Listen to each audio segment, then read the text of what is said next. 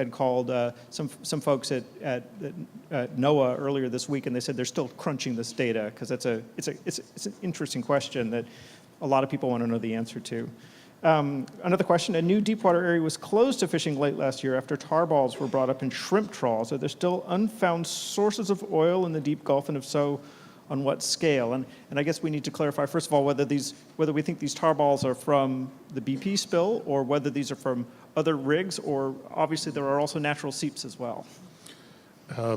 That was from the Big Red. This trawl is several 100 meters down, and those tar balls, so that from the name of the vessel was Our Mother. So the shrimp vessel, Our Mother, collected these tar balls. They did not, I've seen the data, they did not match fingerprint to the Macondo oil. They were clearly tar balls, they were not Macondo oil.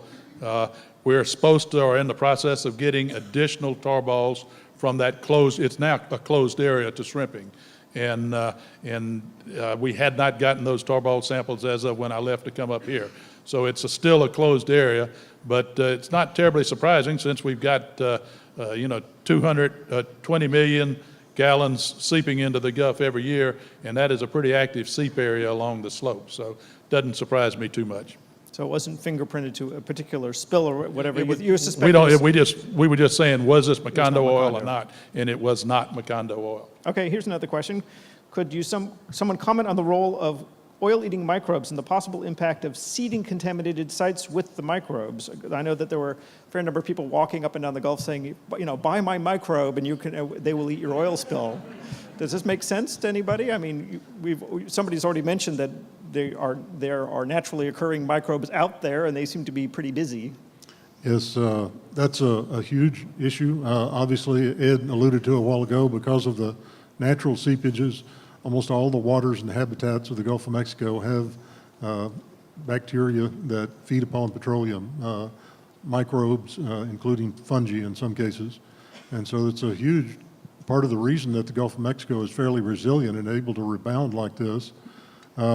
I helped develop the National Spill Control School at Texas A&M Corpus Christi in the mid-'70s, and I saw it start happening back then with the Amacoca D spill and the Eekstock spill, where people started coming forward to develop microbes and mixtures that could be containerized and shipped somewhere in the world. And right away, after several of those events, we found out that it's better not to take microbes all over the world and place them elsewhere. For obvious reasons, and there's lots of stories to go with that, the best thing to do is to usually or oftentimes add nutrients to the area. That's usually what may be lacking. And so if you add the nutrients to the area and just let the natural microbes take place, do what they do, that's the best avenue. Yeah, Pete was going to make that point. You beat him to it. Some of the marshy, the oxygen level in the marsh, the root structures are pretty marginal, and adding things that would even enhance microdegradation could cause it to go anaerobic. And as Pete pointed out, when it goes anaerobic, the oil doesn't go anywhere. It stays. It's in the reduced form. Chemically, it's got all the electrons it needs, so it's going to stay there forever. So we don't want the environment to go anaerobic. Be very careful doing anything that would cause that to happen. Yeah. We have just a couple minutes left. This is flying by, and I think we've kept almost everybody awake. I think there's somebody dozing back there, but otherwise, I think we've done a wonderful job here.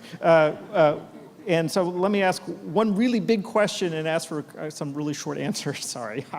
What are the plans for long-term impact studies of the BP oil spill along the Gulf Coast? I mean, you guys have already expressed some optimism that enough science will be done. You want to give a couple of quick, what are the most important things that are needed to be done, I guess?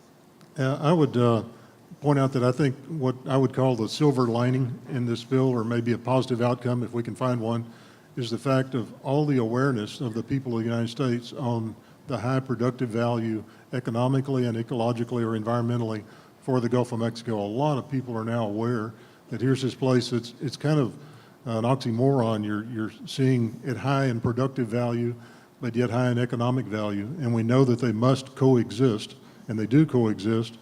And so continuing the research to follow what happens in this is key, as we've already mentioned a couple of times. We need at least 10 years to figure out what happened with all this. And let's just go down the line. Last words. Ed, do you want to?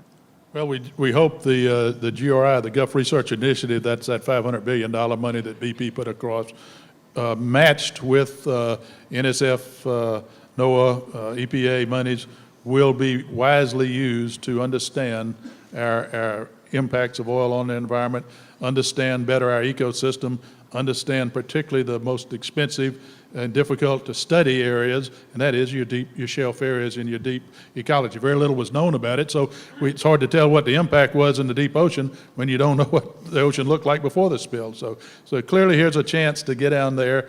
If we're going to be in the deep water and we're going to be producing, then we better understand the impacts of these spills. Pete? I would say that people and an ecosystem that was injured by Katrina, where promises were made and rapidly forgotten, is back in the news again. And it's in a way that this time money comes from something other than congressional appropriations.